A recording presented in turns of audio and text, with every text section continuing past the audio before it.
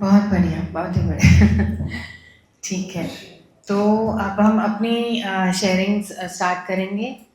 तो सबसे आज पहला सेशन हमारा श्रेया बेटा जी का है। श्रेया बेटा जी को मैं बहुत सालों से जानती हूँ, मैं गिनूंगी भी नहीं कितने साल, 2017 या 16-17 से जानती हूँ। तो इनको हमने विद्यालय में भी देखा है, घर में भी देखा है, और संबोधन, सहयोग, आज्ञा पालन, नियंत्रण, चारों इनमें भर भर के हैं, है ना।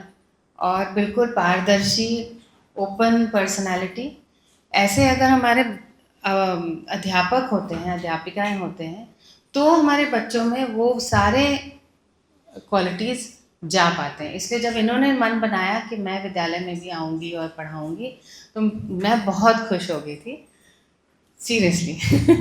और कॉन्फिडेंट भी थी कि ये मतलब वो जो जो मैंने अपने अंदर अर्जित किया था इतने दीदी लोगों के साथ और चानी बहन जी के साथ, मुझे लगा ये तो फटाफट सीख लेगी।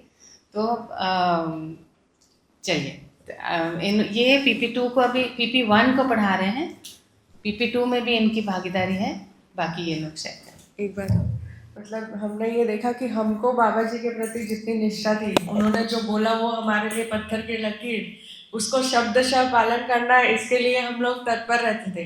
तो हमको लगता था कि आगे की जो पीढ़ी आएगी वो ऐसा करेगी कि नहीं, पर ये बच्ची ऐसी है कि अगर हमने भी बोला ना कि थोड़ा फ्लेक्सिबल हो जाए, तो बोलेगी नहीं, आप लोगों ने बोला था ना ये सही है, तो अपन इसी के लिए दम लगाएंगे। तो मुझे उनका ये बात बहुत अच्छा लगता है कि जो सही है हमको वही करना है। हमारी योग्यता में कमी है तो हम अपनी योग्यता को बढ़ाएं, लेकिन हम कहीं भी कॉम्प्रोमाइज नहीं करेंगे। तो इससे हमको गर्व होता है कि हमारी आगे की पीढ़ी भी शुद्ध बुद्ध विद्यालय चलाने के लिए एकदम निष्ठान्वित है। नमस्ते। मैं कोई ऐसी बात नहीं बोलने वाली हूँ जो अभी तक नहीं हुई है। मैं सही में बता रही हूँ, अभी तक मैं सबका सुन रही हूँ और मैं कह चल रही यार ये तो मैं बोलने वाली थी, ये तो मैं बोलने वाली। तो मेरे साथ ये कोई नई बात नहीं करने वाली हूँ, तो किसी का ध्यान इधर उधर हो भी गया तो कोई बात नहीं। मेरे इंट्रोडक्शन में अगर मैं बस इतना ही बोल देती हूँ कि मैं अनीता शाह की बहू हूँ, उतने में मैं पूरी हो जाती हूँ कि मेरा जीवन विद्या से जुड़ने का रीज़न भी मम्मी रहे। और एक्चुअली साकेत से शादी होना पर मम्मी मेजर रीज़न थे। मेरा पहला शिविर भी मम्मी का ही हुआ और बस वहाँ से मेरी जर्नी स्टार्ट हुई। कबीर बेटा जी हुए तब विद्यालय से जुड़ी, उनका जब से विद्यालय आना हुआ, और इसके बाद कनम बेटा जी के होने के बाद अध्ययन किया। तो ये इतनी मेरी पहले की जर्नी है और विद्यालय में पिछले 4 साल से पढ़ा रही हूँ। जो स्टेप वाइज ग्रोथ देखना बोलते हैं, मेरे मेजरली एग्जाम्पल्स ही हैं जो मैं देख पाती हूँ अपने में। कि जब पढ़ाना चालू किया, मम्मी से छोटे छोटे पॉइंट सुनती थी, या कोई बड़े बता दिए कि ऐसा करना चाहिए, ऐसा चलना चाहिए, वो सुना और उसको अप्लाई करने की कोशिश की। अब उसमें एक एग्जाम्पल है कि मैं बच्चे को पढ़ा रही हूँ, मम्मी से सुना हुआ है अच्छे से बात करना है, प्यार से बात करनी है, अपना मतलब एकदम धीरता से आराम से पढ़ाना है। अब नेचर वैसा है नहीं, पढ़ाते पढ़ाते हमसे गलती हो ही जाती थी। अब एक बार बेटा जी को मैं बार बार बोल रही हूँ आप ध्यान दो ध्यान दो ध्यान दो, ध्यान नहीं बन रहा था। तो मैं उनसे ऐसे बोली आप क्लास से बाहर जाओ और खेलो। खेलना मेरा सिर्फ एक तरीका था सॉफ्ट बात बोलने का, पर एक्चुअली तो मैं चाहती थी वो क्लास से बाहर चले जाए ताकि मेरी क्लास डिस्टर्ब मत हो। तो वहाँ पे बोलने के बाद तुरंत ध्यान गया कि मेरी भाषा भाव भंगिमा तीनों गड़बड़ थी, मेरे को नहीं बोलना था ये बात। तो वो मेरा पहला स्टेज था। दूसरे स्टेज में अभी अभी की बात है, मैं बच्चा ई लिखा, ई मतलब हिंदी वाला ई, बड़ा ई, वो 2 बार सही लिखी, तीसरी बार वो बोली अध्यापिका जी मैं नहीं लिख पा रही हूँ। मैं बोली बेटा जी आप बहुत अच्छा लिखे हो, आप लिख लोगे। वो 3 बार वापस मेरे को यही बोली मैं नहीं लिख पा रही हूँ। मैं उनका हाथ पकड़ के लिखवाई, उसके बाद भी वो नहीं लिखे। तो मैं ऐसे बोली आप लिखो, तो उतने में वो डर गए और वो नहीं लिखे। और मेरी क्लास में मेरे को लिटरली 2 हफ्ता मनाना पड़ा उनको कि अब मेरी क्लास में आके बैठ जाओ। नहीं आके बैठे, हमें 2 दिन क्लास बाहर लगानी पड़ी तब वो बैठे मेरे साथ। तब उनका भरोसा बना। अनफॉर्चुनेटली अब वो आ रहे हैं क्लास। तो धीरे धीरे एक बात पे ध्यान गया।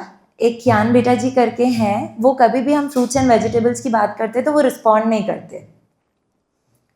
तो बहुत सारी बात होने के बाद ना वो स्पिनच की जब बात आई तो स्पिनच पे वो बोले मम्मा जी मेरे को स्पिनच राइस खिलाती है। वो बात तो ध्यान में रह गई थी। अब जितनी बार हम फ्रूट्स एंड वेजिटेबल्स की बात करते थे ना तो मैं ये बोलती थी स्पिनच में भाई जी की मम्मी जी बना के खिलाती है, बेटा जी की मम्मी जी बना के खिलाती है। अब वो फिक्स कर लिए थे, जैसे ही मैं स्पिनच राइस की बात करती थी उनका पूरा ध्यान मेरी तरफ होता था। अब वो पूरी बात हमारे साथ बोलना चालू कर देते थे। अब ये मैं चेंज अपने में देख पाई कि जब बच्चे को किसी भी भाव से जोड़ दो, उसके परिवार से जोड़ दो, तो वो कितने जल्दी हमसे कनेक्ट हो जाते हैं। तो मतलब अब ध्यान जाता है कि धीरे धीरे न्याय की तरफ बढ़ रही हूँ, पर पूरी तरह से अभी इसमें नहीं हुई हूँ मैं सही। बच्चा न्याय का याचक है, ये भी ध्यान में जाता है कि ये जो पॉइंट है 3 बातें, न्याय का याचक, सत्यवक्ता और सही कार्य व्यवहार, तो इसमें पता चलता है। हमें ना क्लास में ये बात रोज़ होती है कि आपको कौन नहलाया, कौन सुलाया, कौन मम्मा जी क्या करते हैं आपके लिए। रोज़ ये बात होने से कई बार बच्चे का इंटरेस्ट भी हटता है, पर कोई एक नई बात जोड़ दो तो पूरा ध्यान वापस आ जाता है। तो मेरे को ऐसा लगता है इस बात पे जब हम बार बार संवाद होता है, जो ममता आंटी भी करते हैं हमारे साथ बच्चों के साथ, तो बच्चे का ध्यान ना परिवार पे पूरा बन जाता है। मतलब वो उससे फिर परिवार छूटता नहीं, उसको ध्यान रहता है कि मम्मा जी ये कर रहे हैं, पापा जी ये कर रहे हैं, और धीरे धीरे फिर सारे परिवार के जितने भी लोग हैं उन पर ध्यान जाने लग जाता है। वो सही कार्य व्यवहार करना चाहता है उसका अभी इस उम्र में, क्योंकि जनरली मेरा काम छोटे बच्चों के साथ हो रहा है तो उन्हीं के हिसाब से बताऊंगी। इस उम्र में वो अनुसरण करते हैं, वो जो देख रहे हैं वो करेंगे। मैं चप्पल पहन के क्लास में चली गई, बेटा जी पूछ लिए मेरे से कि अध्यापिका जी आप क्यों पहन के आए हो। तो मैं चप्पल खोल के आई, पर मैं अगले दिन मम्मी से पूछी क्यों मेरे को चप्पल उतार के आने बोल रहे हो, और मेरे को अच्छा नहीं लगता चप्पल खोल के। तो मम्मी बोले आप बता दो कि आपको पैर में थोड़ा सा कॉर्नर है और ऐसा है तो ठीक है, पर फिर भी मैं चप्पल खोल के जाने लग गई। क्योंकि वो देख तो रहे हैं मेरे को सीख के। दूसरा, अगर कभी नेल बड़े रह गए हैं तो ये बहुत सारी छोटी छोटी चीज़ें जो वो देख रहे हैं, नोटिस कर रहे हैं और चाहते हैं कि मैं वैसा करूं, तो मन होता है कि उनके लिए कर लेते हैं। सत्यवक्ता में ये बात आती है कि कई बार ना बच्चे हमारे पास कंप्लेन लेके आते हैं कि आज भाई जी ने मेरे ऊपर रेती फेंक दी, भाई जी ने मारा, मम्मी ने मारा या मम्मी ने गुस्सा किया, ये सब बातें आती है। इस बात पे ध्यान मम्मी दिलाए थे कि एक तो मम्मी जी मारे, तो ये बात को हम ऐसा भी बोल सकते हैं मम्मी की थपकी है वो, मम्मी मारना नहीं चाहती है। और दूसरी बात ये भी शीला आंटी ने ध्यान दिलाई थी, जो आप लोगों ने फ्री प्ले में भी सुना था, जो दिखता है उसके पीछे भी कुछ है ना, जो शायद एक बार तो हाँ वो भी है, जो नहीं दिख रहा है वो भी है। तो मम्मी जी ने मारा या भाई जी ने ऐसा किया तो आप पहले अपनी पूरी बात बताओ। जब वो पूरी बात बताते हैं तब उनका भी ध्यान जाता है कि मैं भी यहाँ गलत किया था, और आप ये सही में नोटिस करना, बच्चे पूरी बात बताते हैं कि पहले मैं ये किया, फिर भाई जी ये किए, फिर मैं ऐसा किया। तो वो सही तो करना ही चाहते हैं और बोलना भी चाहते हैं, तो ध्यान दिलाने से उनका ध्यान बन जाता है।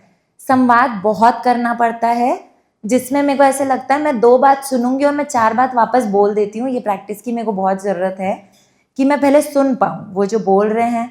मेरे को क्वेश्चन भी बनाने अभी कम आते हैं, तो ये इस बात की प्रैक्टिस बनी रहती कि मैं ये और डेवलप कर पाऊँ अपने में। जो 3 से 5 साल के बच्चे हैं वो ज़्यादा अनुसरण में रहते हैं, और 5 से 8 साल का जो बच्चा है वो थोड़ा देखता है और हर चीज़ का प्रयोजन उनको बताना पड़ता है। जिस उम्र में अभी कबीर बेटा जी हैं, मतलब मेरे को अभी ध्यान है पिछले कुछ दिनों में मैं अगर उनको कोई भी चीज़ बोली हूँ, कबीर बेटा जी एक बार में मानते ही नहीं, उनको पहले रीज़न देना ही पड़ता है। तो वो प्रयोजन बताने के बाद बिल्कुल मानेंगे उस बात को, पर उसकी निरंतरता नहीं आती है। आपको बार बार ये बोलना ही पड़ता है, तभी उनकी आदत में आएगा। और ये सेम चीज़, मतलब अभी अशोक गोपाला अंकल ने कबीर बेटा जी के साथ टाइम टेबल बनवाया घर पर, तो टाइम टेबल कबीर बेटा जी 2 दिन 3 दिन तक बराबर फॉलो किए, पर उनकी वो हैबिट में नहीं है, तो वो तीसरे चौथे दिन फिर अपने टीवी वाले रूटीन में आए। फिर ध्यान दिलाने से वो वापस अपनी रूटीन में आ जाएंगे, ये पता है हमें। तो ये ध्यान, ये बात ध्यान ना यहाँ पे अध्यापिका जी भी रखते हैं कि हमें वो निरंतर कोशिश करती रहनी पड़ेगी, बार बार बताना पड़ेगा। नहीं बताएंगे तो वो बच्चे की आदत में नहीं आएगा और वो फिर खुद भी परेशान होते हैं, हम बोल बोल के भी परेशान होते हैं। तो जब ये ध्यान में है ना कि हमें बहुत आराम से उनको समझाना है, बोलना है, तो वो धीरता आ भी जाती है हमें। बस मेरी इतनी शेयरिंग है। मतलब अभी पूरी नहीं हूँ, कोशिश है, चलती है, हो जाएगा लगता है। मतलब मेरे को तो मेरे एक उसके लिए लगता है, जब बाबा जी बोले थे कि आप लोग सब जो पढ़ाओगे वो गीत लिखो, है ना, और पहला साल माँ के बारे में बताना था सब क्लास को। ये भी आप लोग को बताना था कि जब बाबा जी से पूछे कि जो क्लास 2 में आएगा, क्लास 1 में आएगा, तो भी नर्सरी से ही शुरू करना है, मतलब माँ संबंध से ही शुरू करना है। तो जब हमको सब बोला गया था कि आप लोग सब गीत लिखो, तो मैं एक ही गीत लिखी थी ना उस समय। और जैसा कल चानी बेटा जी बोले ना कि हमको तो बस अपना प्रयोजन पूरा करना है कि माँ क्या क्या करती है, वो गीत जैसा बने कि नहीं बने। तो मैं जो बनाई थी ना वो गीत जैसा नहीं बना था। ठीक है, मतलब मेरे को लगता है कि 2011 से लेकर जब ये बेटा जी 2017 में आए हैं, तब तक वो ना ऐसे ही पड़ा हुआ था गीत, पर इसने जो धुन बनाई उस गीत की कि आज वो हर बच्चे के मुंह पे है वो गीत। तो वो जो धुन बनाई है, इसलिए मैं चाहूंगी कि आप उस धुन के साथ उस गीत को एक सुना दो। ये रिकॉर्डिंग वाली आवाज़ ज़्यादा सुंदर है, सामने थोड़ी ठीक है। माँ को जानू क्या क्या करती है पहचानू। माँ को जानू क्या क्या करती है पहचानू। सुबह सुबह जल्दी उठ जाती, मुझे उठाती और नहलाती, कंघी करके मुझे खिलाती, अपने संग माँ मुझे सुलाती, ममता और प्यार भी बरसाती, ममता और प्यार भी बरसाती। माँ को जानू क्या क्या करती है पहचानू। Thank you.